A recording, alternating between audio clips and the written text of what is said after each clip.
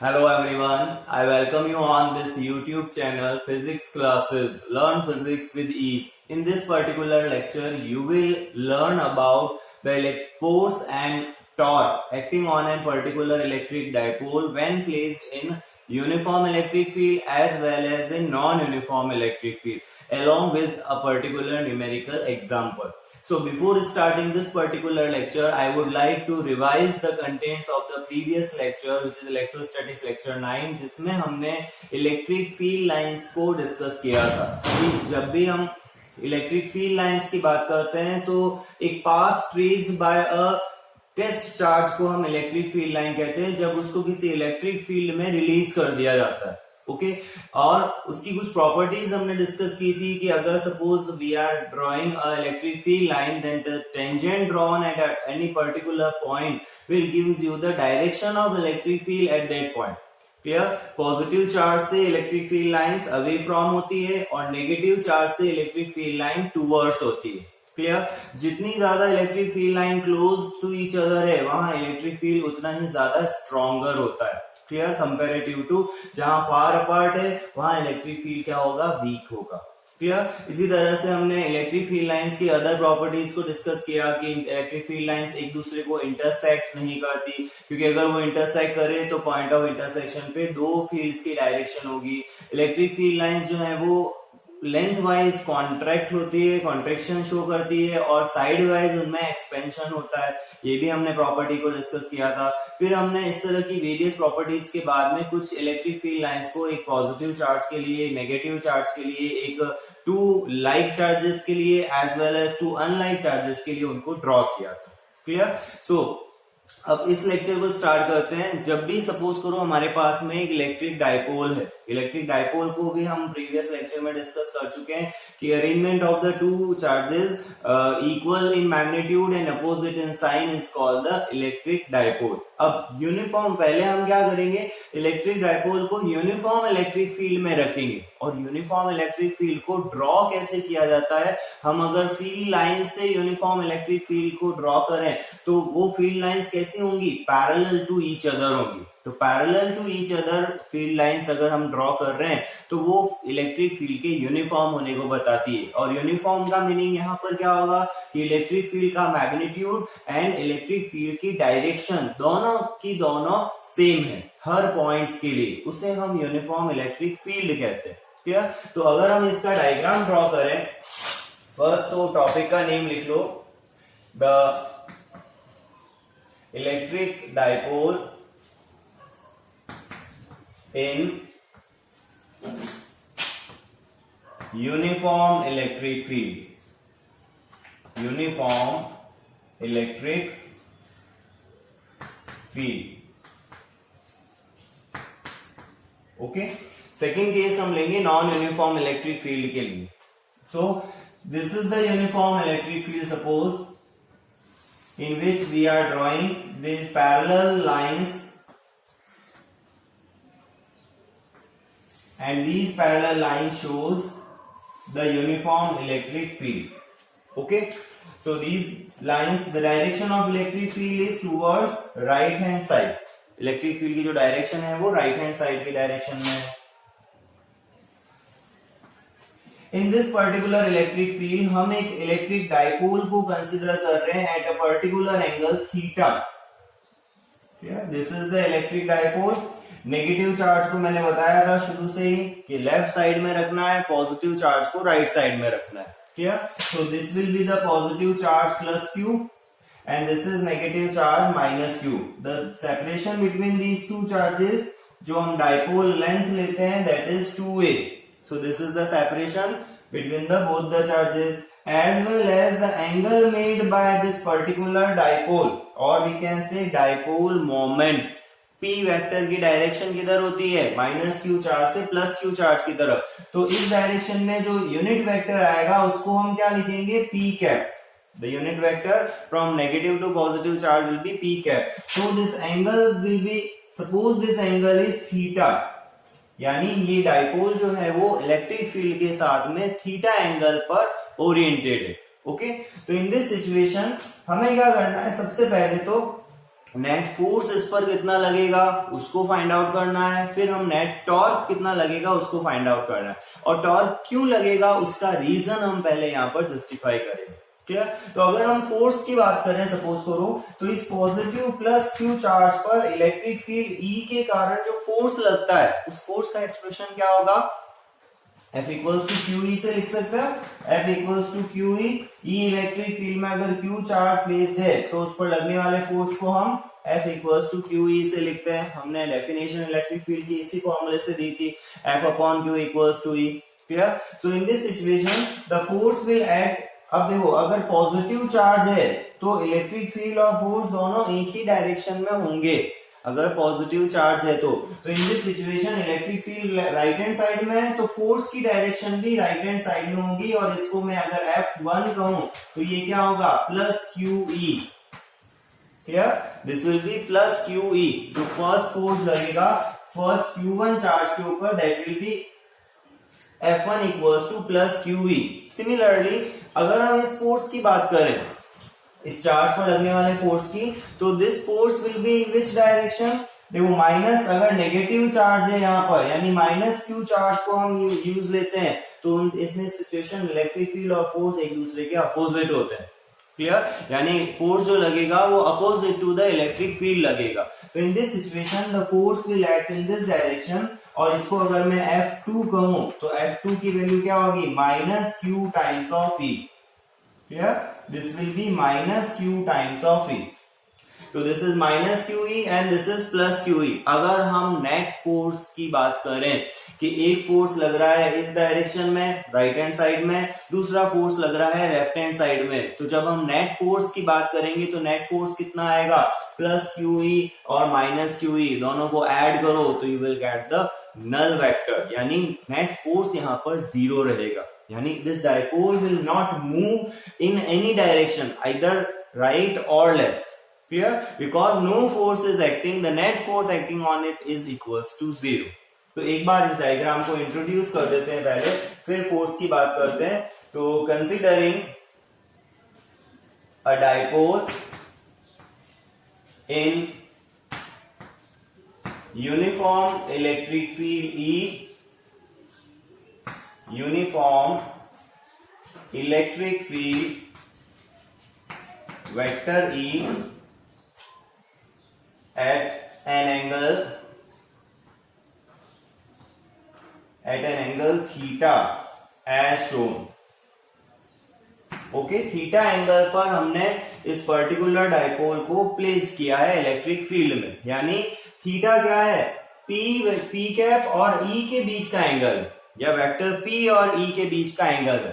Clear, here theta is angle between, here theta is angle between vector P and vector E। Clear, जैसे अगर मैं इस particular diagram को show करूं तो देखो इस डायरेक्शन में तो है हमारा वेक्टर P और इस डायरेक्शन में है vector E, and the angle between these two vectors is theta। Okay, so this is the angle theta, this is vector P, in this direction the vector is P and in this direction vector is E, so theta is the angle between these two vectors। Okay, and P को हम क्या लिख सकते हैं, 2aq times of P cap, 2aq times of P cap, and this will be equals to the electric dipole moment। इसको हम क्या नाम देते हैं, इलेक्ट्रिक डाइपोल मोमेंट नाम देते हैं। क्लियर, अब हम नेट फोर्स की बात करते हैं। The force acting, the forces acting on plus Q and minus Q charges, plus Q and minus Q charges are plus Q E and minus QE as shown, as shown। So in this situation F net, net force की जब हम बात करेंगे या resultant force की बात करेंगे, the net force F net equals to Q times of E minus Q times of E and that will be equals to a null vector or zero vector. Okay, so this is net force acting on this particular dipole will be zero, and it means the dipole will not move in right or left direction. It will remains at its particular location. Clear?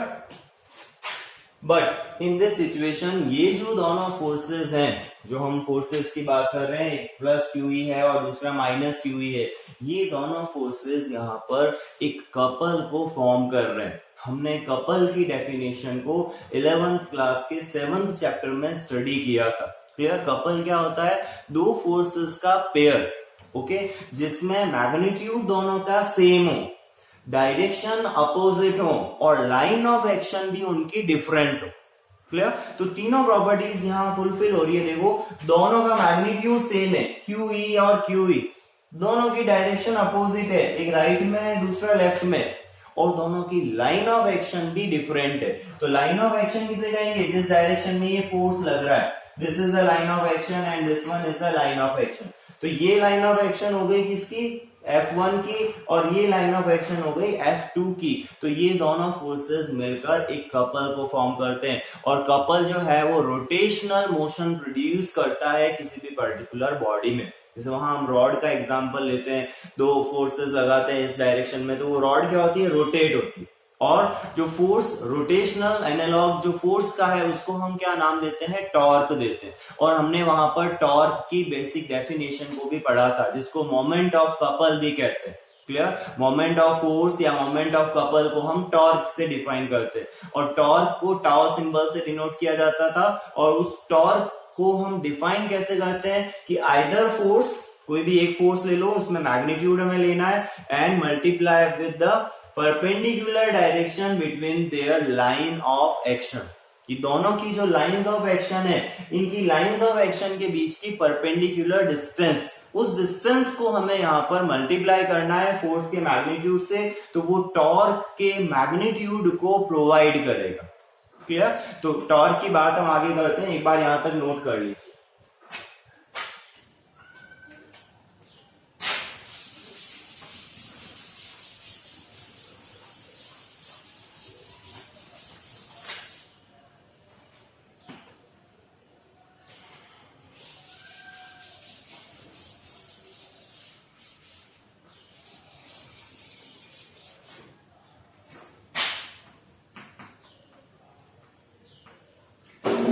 So now these forces QE and minus QE form a couple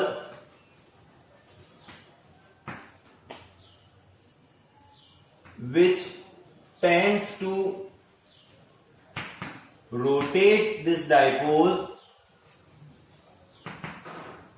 या rotate the dipole in electric field. ये torque क्या करेगा? इस electric field में dipole को rotate करने का काम करेगा. Okay, so the moment of couple,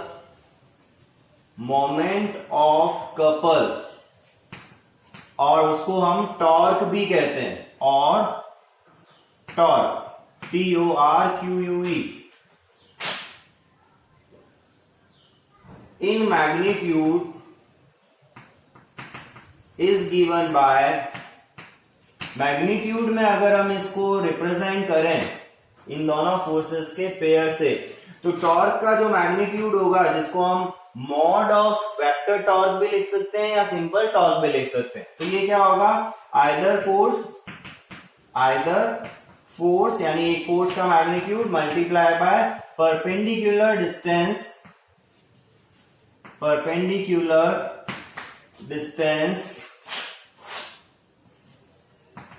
between lines of action. ठीक है, ये जो दोनों लाइंस ऑफ एक्शन है, इनके बीच की परपेंडिकुलर डिस्टेंस को हमें यहां पर कैलकुलेट करना है. अब वो कैसे कैलकुलेट करेंगे? वो यहां से मैं एक परपेंडिकुलर ड्रॉ कर रहा हूं, तो ये वाली डिस्टेंस जो है इसको मैं ये परपेंडिकुलर डिस्टेंस कह सकता हूं। क्लियर? आप चाहो तो इनको पॉइंट्स के नेम दे सकते हो, this point is A, this point is B and this point is C. तो बी सी अपने को यहाँ पर कैलकुलेट करना है।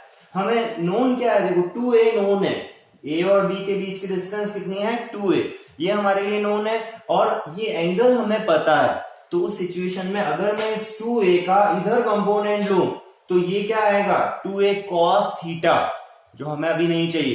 क्लियर? लेकिन अगर मैं इसी 2a का इस डायरेक्शन में कंपोनेंट लेता हूं तो BC कितना मिलेगा 2a sin थीटा मिलेगा, it will B 2a sin theta. तो उसको हम ये डिस्टेंस परपेंडिकुलर डिस्टेंस को क्या लिख सकते हैं 2a sin थीटा। तो वो डायग्राम में ही हमने उसको मेंशन कर दिया है। क्लियर?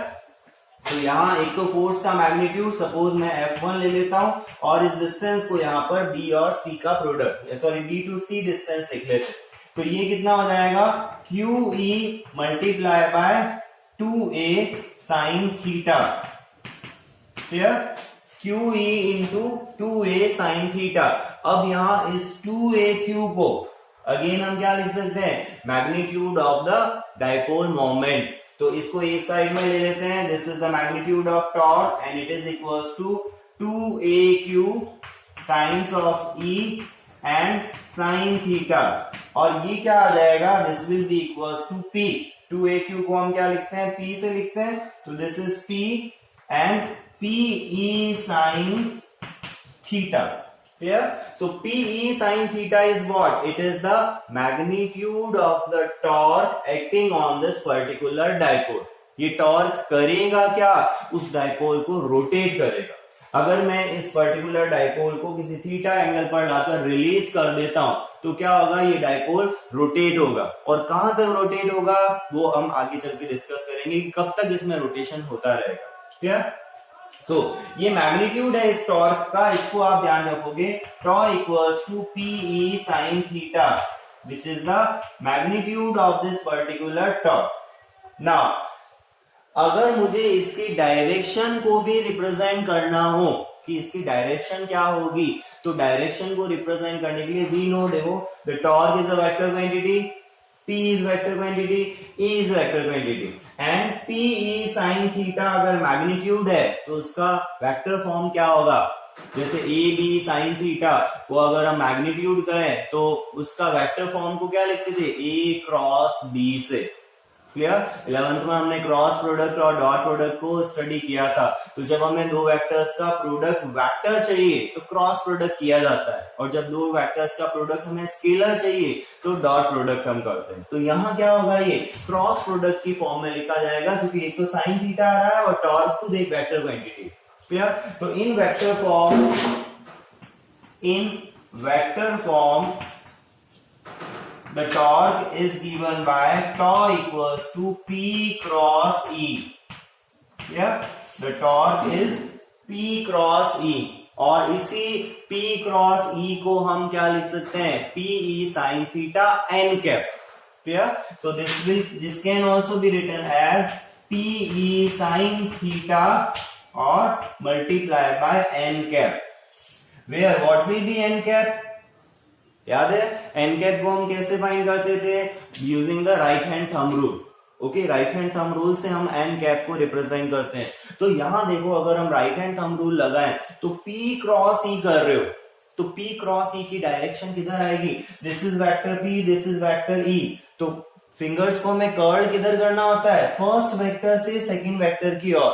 तो उस सिचुएशन में अगर मैं यहाँ इसको रोटेट करूं, देखो P क्रॉस E इस डायरेक्शन में जाएगा, P to E मुझे रोटेट करना है फिंगर्स को, तो थंब की डायरेक्शन क्या आ रही है, perpendicular inward. Okay, perpendicular inward thumb की डायरेक्शन है, इसलिए यहाँ टॉर्क जो लगेगा उस टॉर्क की डायरेक्शन को हम क्या लिखेंगे, परपेंडिकुलर इनवर्ड। और परपेंडिकुलर इनवर्ड को क्रॉस से रिप्रेजेंट किया जाता है। परपेंडिकुलर आउटवर्ड होता है तो डॉट लगाते हैं सर्कल में, ओके, एक इंडिकेटर है, और इस तरह से क्रॉस लगाते हैं तो वो किसे रिप्रेजेंट करता है, परपेंडिकुलर इनवर्ड डायरेक्शन को। तो यहाँ जो डायरेक्शन होगी टॉर्क की वो परपेंडिकुलर इनवर्ड होगी। तो n cap is perpendicular inward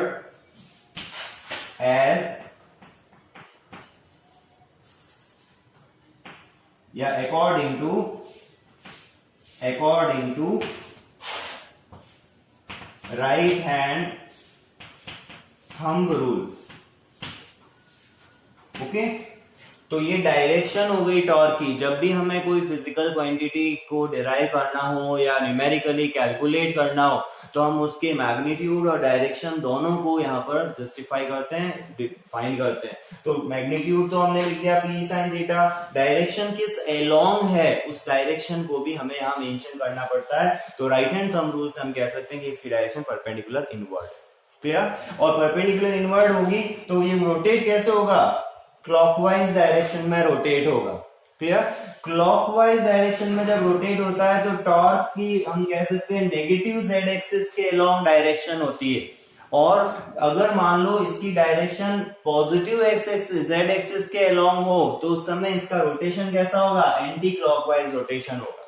जैसे एंगल एंटी क्लॉकवाइज पॉजिटिव होते हैं, क्लॉकवाइज नेगेटिव होते हैं, वैसे जितनी भी रोटेशनल थिंग्स होती हैं जैसे एंगुलर मोमेंटम हो गया, ये टॉर्क हो गया, ये अगर एंटी क्लॉकवाइज इनकी डायरेक्शन है रोटेशन की तो उस सिचुएशन में इसको हम पॉजिटिव लेते हैं। टॉर्क पॉजिटिव का मतलब कि बॉडी जो रोटेट हो रही है वो एंटी क्लॉकवाइज हो रही है, और टॉर्क नेगेटिव का मतलब बॉडी जो रोटेट हो रही है वो क्लॉकवाइज रोटेट हो रही है।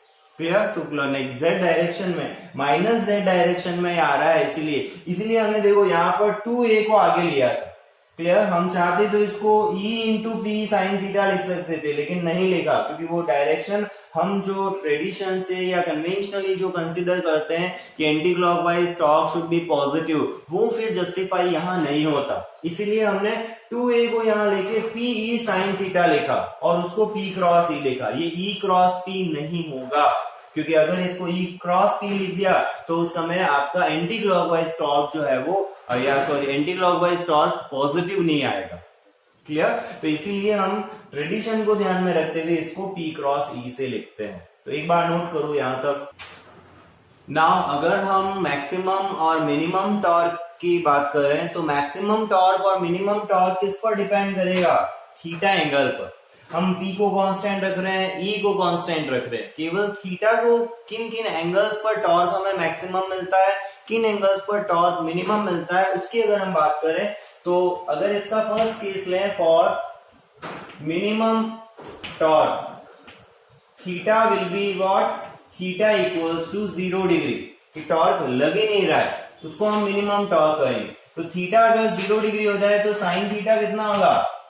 This implies sin theta will be equals to 0 and the torque is also 0. So this torque, zero torque is called minimum torque. Clear?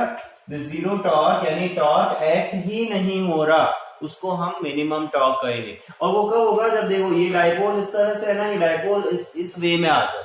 Clear? यानी this dipole line at an angle theta equals to 0 तो उस पे torque नहीं लगेगा, यानी वो rotate नहीं होगा।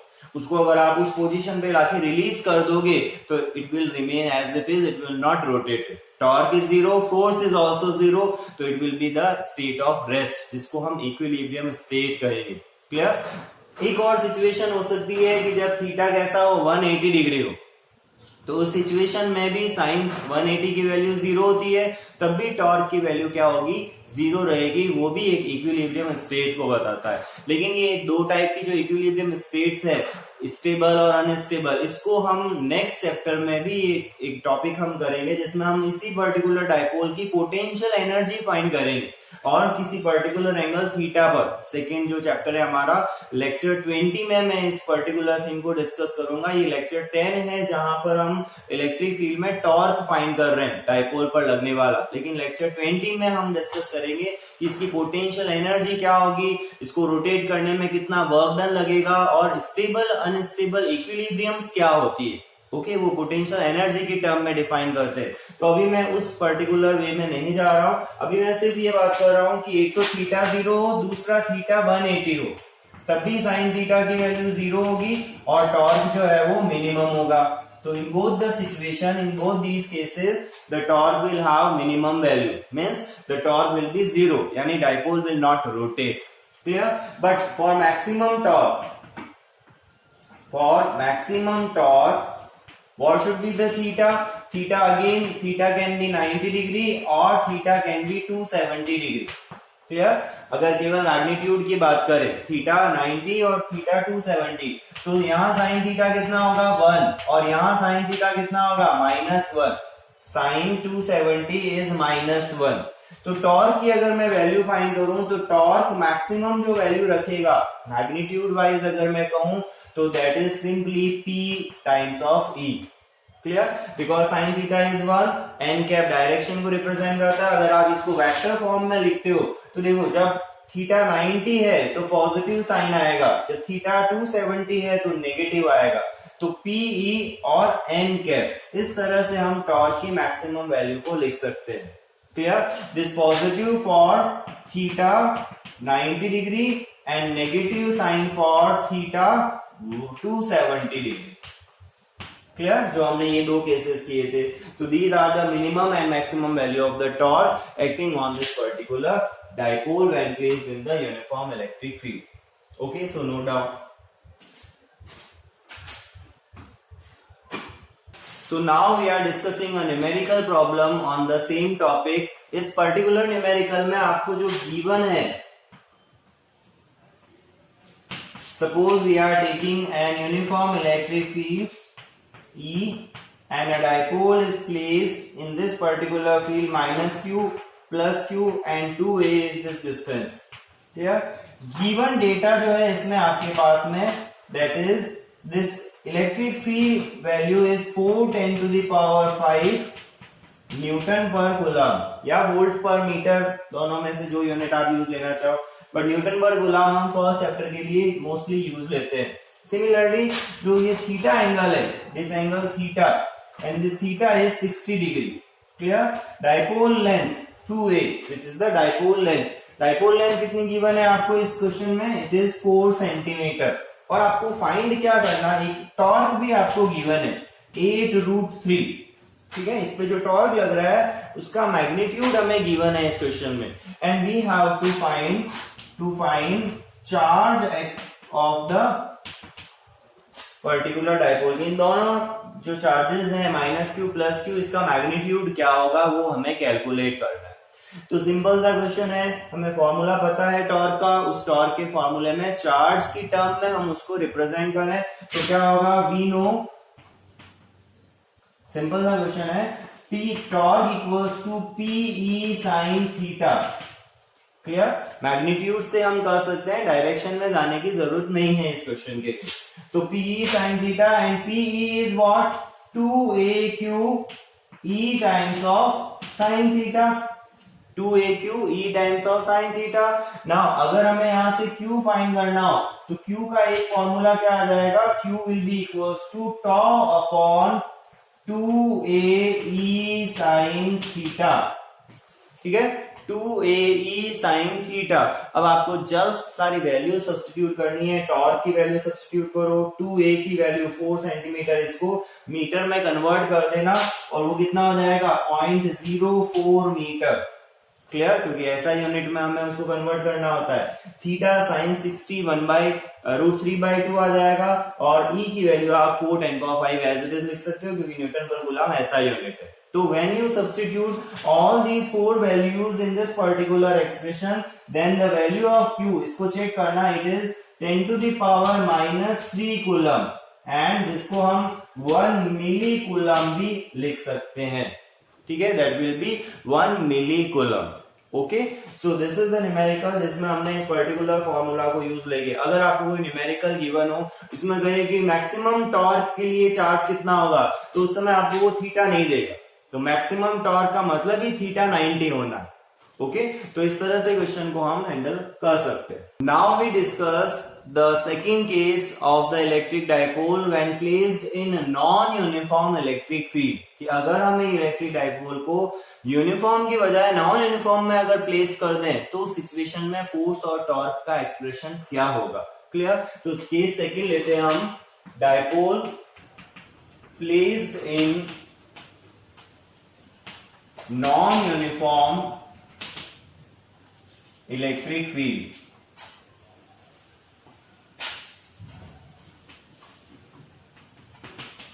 So in this situation, जब हम नॉन यूनिफॉर्म इलेक्ट्रिक फील्ड में प्लेस कर देते हैं तो इलेक्ट्रिक फील्ड जो है वो हर पर्टिकुलर पॉइंट पर चेंज होता है, डायरेक्शन वाइज भी चेंज हो सकता है और मैग्नीट्यूड वाइज भी चेंज हो सकता है, तो उसे हम नॉन यूनिफॉर्म इलेक्ट्रिक फील्ड कहते हैं। क्लियर? जैसे हमने इलेक्ट्रिक फील्ड लाइंस में इस तरह का एक डायग्राम बनाया था कि जहां क्लोज टुगेदर है वहां पर फील्ड स्ट्रांग होगा, जहां फार अपार्ट है लाइंस वहां फील्ड वीक होगा। तो इस तरह का नॉन यूनिफॉर्म इलेक्ट्रिक फील्ड हम फील्ड लाइन से शो कर सकते हैं। क्लियर? बट हम यहाँ पर अगर देखें कि इलेक्ट्रिक फील्ड नॉन यूनिफॉर्म है तो उस सिचुएशन में क्या होगा, अगर सपोज करो मैंने यहाँ एक किसी डायपोल को प्लेस किया तो यहाँ इलेक्ट्रिक फील्ड सपोज E2 है, यहाँ इलेक्ट्रिक फील्ड इस पॉइंट पर E1 है, चार्ज वही -q चार्ज यहाँ रखा और +q चार्ज यहाँ रखा, तो उस सिचुएशन में अब इस पर जो फोर्स की डायरेक्शन होगी वो भी इलेक्ट्रिक फील्ड की डायरेक्शन पर डिपेंड करेगी। तो हम इस सिचुएशन में जो फोर्स का एक्सप्रेशन लिखते हैं, एक तो यहाँ पर फोर्स जीरो नहीं होगा, the net force will not be zero, तो in this situation the F net will not be zero. इसका एक्सप्रेशन हम कैसे लिख सकते हैं, QE1 माइनस QE2। जैसे E1 के लिए नेगेटिव आ रहा है, मैंने नेगेटिव चार्ज यहां लिया है, तो -QE1 ये तो हो गया इस पर लगने वाला फोर्स और +QE2 ये इस पर लगने वाला फोर्स। अब जो भी चार्ज और इलेक्ट्रिक फील्ड की वैल्यू है वो हम यहाँ सब्स्टिट्यूट करके इस F नेट को कैलकुलेट कर सकते हैं। यानी इस बार जो डायपोल होगा ना वो अपनी जगह पे नहीं रहेगा, वो हो सकता है लेफ्ट में जाए, राइट में जाए या और किसी भी एंगल पर मूव कर सकता है, वो इस रिजल्टेंट ये जो वेक्टर सम हमने यहाँ पर किया है उस पर डिपेंड करेगा। क्लियर? सिमिलरली अगर हम टॉर्क की बात करें कि इस पर टॉर्क कैसा लगेगा तो उसको भी हम P क्रॉस E से लिख सकते हैं, लेकिन देखो E की जो डायरेक्शन है वो R पर डिपेंड कर रही।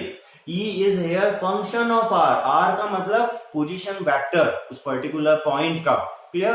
तो अब टॉर्क भी क्या होगा, यहाँ पर R का फंक्शन होगा। तो torque is also not same for all the different situation, different position. Torque भी पोजीशन के साथ में चेंज हो रहा होगा, तो टॉर्क को भी हम R का फंक्शन कह सकते हैं और P 2AQ ये सेम रहेगा, क्योंकि जहां भी डायपोल होगा तो P जो है वो -q से +q की डायरेक्शन में रहता है। तो इस सिचुएशन में हम टॉर्क का जो एक्सप्रेशन लिखते हैं वो इस वे में लिख सकते हैं। क्लियर? अब इसके दो हम अलग केसेस करते हैं। पहला केस करते हैं कि हम नेट टॉर्क जीरो लेके बात करें कि इलेक्ट्रिक फील्ड अगर इस डायरेक्शन में इंक्रीज हो रहा है तो जो डायपोल है वो किस डायरेक्शन में मूव करेगा। तो उसके लिए हम टॉर्क को जीरो लेके एक कमेंट करते हैं यहाँ पर कि when torque acting on dipole is zero. अगर टॉर्क जो एक्ट कर रहा है वो जीरो है तो इसके दो केसेस हो सकते हैं। टॉर्क जीरो कब होता है, जब थीटा इक्वल्स टू 0 हो, और दूसरा जब थीटा इक्वल्स टू 180 हो। क्लियर? तो थीटा जीरो का मतलब क्या हो गया, P जो है वो पैरेलल टू E है। P और E के बीच में एंगल थीटा था, तो अगर उसको थीटा को जीरो कर दो तो P और E एक दूसरे के पैरेलल हो गए। तो अगर सपोज करते हैं हम यहाँ पर कि इलेक्ट्रिक फील्ड, एक बार इसको नोट कर लो, ये डायग्राम रफ करूंगा मैं।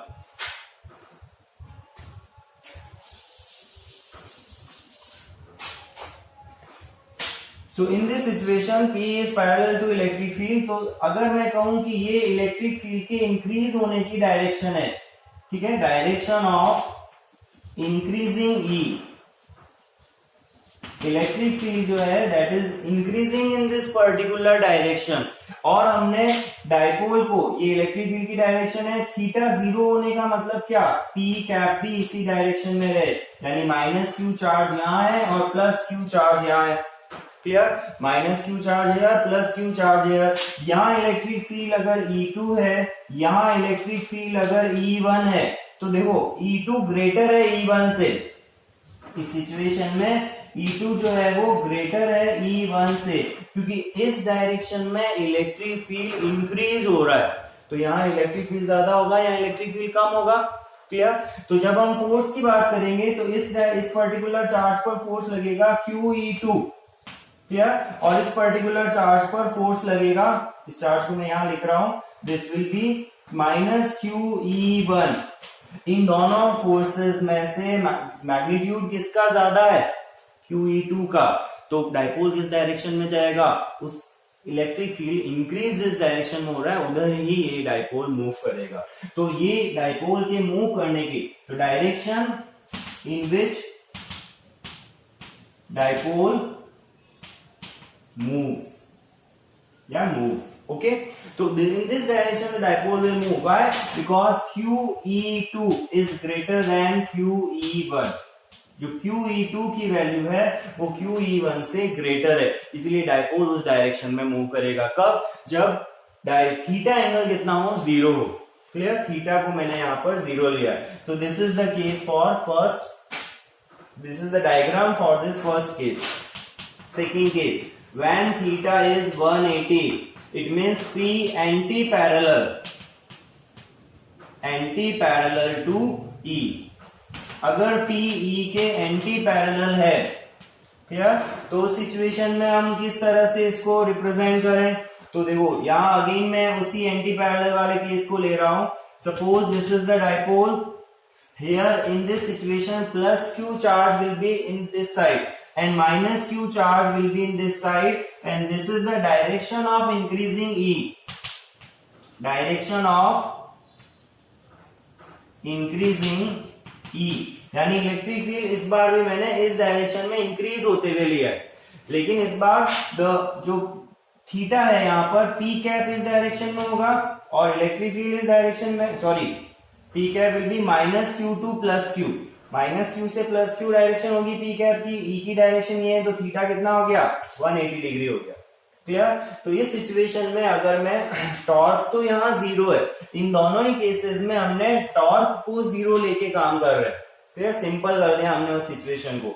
तो इस पर अगर हम फोर्स की बात करें तो देखो इस बार इस पर्टिकुलर चार्ज पर जो इलेक्ट्रिक फील्ड के कारण फोर्स लगेगा वो किधर लगेगा, राइट हैंड साइड में, क्योंकि पॉजिटिव चार्ज है और इलेक्ट्रिक फील्ड इधर है तो फोर्स भी इधर लगेगा, तो ये हो जाएगा QE1।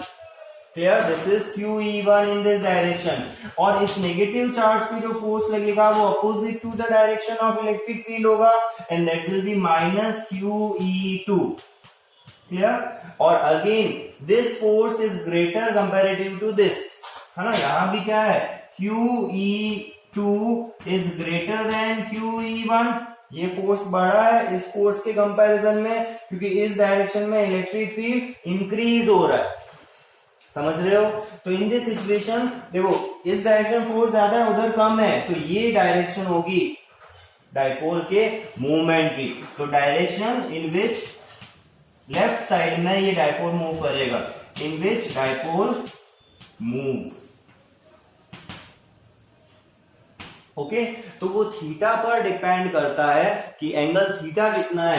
इस केस में थीटा एंगल क्या था, अपने पास 0 था, तो डाइपोल इलेक्ट्रिक फील्ड की डायरेक्शन में मूव कर रहा था। इस केस में डाइपोल एंगल कितना था, P और E में 180, तो डाइपोल किस डायरेक्शन मूव कर रहा है, opposite to the electric field move कर रहा है। ओके, सो ये दो केसेस हैं जो आपको यहाँ पर ध्यान रखने हैं जब नॉन यूनिफॉर्म इलेक्ट्रिक फील्ड की बात आती है। Okay, note down this one.